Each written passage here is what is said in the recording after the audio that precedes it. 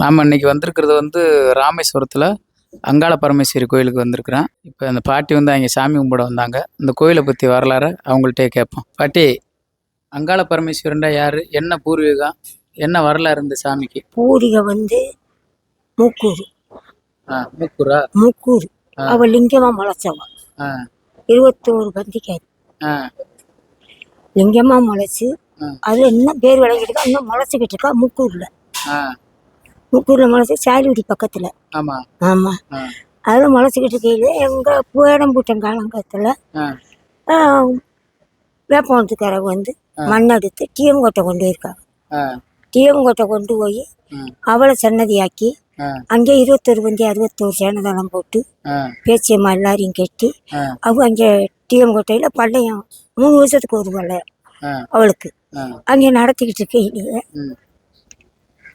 அவளுக்கு அப்ப காஞ்சி வர பட்டு தான் கேட்பாளாம். அந்த காஞ்சி வர பட்டு பூஜாரி எடுத்து நடந்துதான் அப்ப வருவாங்களாம். அப்ப நடந்து வரையில ஒரு ஊர்ல அவருக்கு ஓவர் பசியை கொடுத்துட்டா.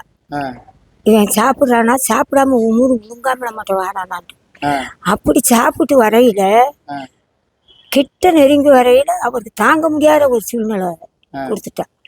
அப்போ சரிப்பா நீ மன்னிச்சுக்க தாயண்டு ஒரு வாழைப்பழத்தை அவர் சாப்பிட்டுட்டு மறுபடியும் எங்க பள்ளையத்துக்கு அவர் வரணும் பூசாரி உள்ள. அப்படி வரையில அவருக்கு வரிதி கொடுக்க மாட்டேன்ட்டா. கிராம மக்கள் கூடி இருக்கையில வரிதி கொடுக்க மாட்டேங்குமே. நம்ம கிராமத்துக்காரதான் தெரியும்ல, அடிக்க பிடிக்க கிளம்பிட்டாங்க. என்னடா பூசாரி செஞ்ச, நீ என்ன பண்ணன, கோயில் வர மாட்டேங்க அப்படின்ட்டு.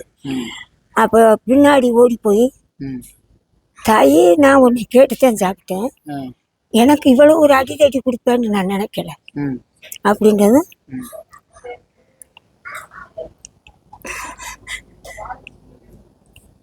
அந்த பூசாரி நாக்க 2 அறுத்து அப்படியே ரத்தம் பின்னாடி வடிச்சுக்கிட்டு உட்கார்ந்துருக்காரு. என்ன பூசாரி 1 மணி நேரம் போனா ஆலங்கடான்னு கேட்டிருக்காங்க. ஆலங்கடான்னு பார்க்கையில ஆளு சுத்தி வரையில பூசாரி மயங்கி கிளம்பிருக்காரு. அடா பாவி, நாங்க என்னடா சொன்னா, ஏன் இப்படி அறுத்த நாக்கு, எதுக்காக அறுத்த, இந்த மாதிரி நான் சாப்பிட்டது தப்புன்னு கேட்டேன். அதனால நான் என்னோட நாக்கை நான் சுத்தம் பண்ணிக்கிறேன் அப்படின்றது. அறுத்தணும்.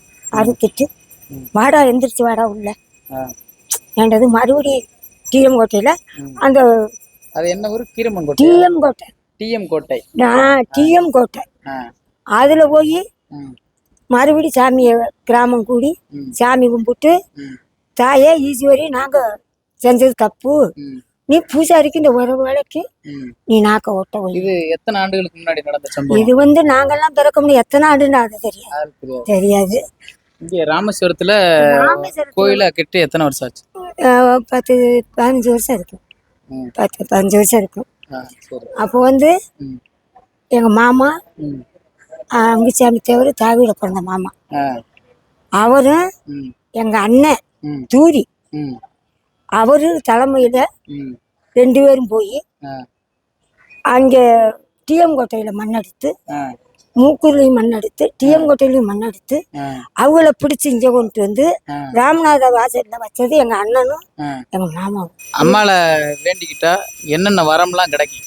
அம்மால வேண்டிக்கிட்டா என்ன வரம் கேட்டாலும் கொடுப்பா. பிள்ளை கேட்டாலும் கொடுப்பா. அடிதடி நடந்து அவங்கள காப்பாத்தினாலும் காப்பாத்துவா. இங்கனக்குள்ள ஆச்சந்த ஆனாலும் அவங்களுக்கு உயிரை கொடுத்தாலும் உயிரை காப்பாத்துவா. அப்படியா கொஞ்சம் தெய்வம். இந்த தெய்வம் இவங்களை மட்டும் உரச முடியாது யாரும். தெய்வம் யாரும் உரசுனாங்கண்டா ஏதோ அவளுக்கு கஷ்டமான ஒரு சூழ்நிலை அதுக்கு கொடுப்பா. நல்லதுக்கு நல்லது கொடுப்பா. எத்தனை குடும்பங்கள் சேர்ந்து இப்ப இது 18 கிராமத்துக்கு ஒரு சொந்தக்காரி.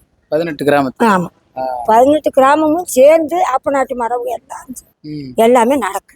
சரி சரி, சந்தோஷம். உங்க பேரு? தெய்வான. உங்க வயசு?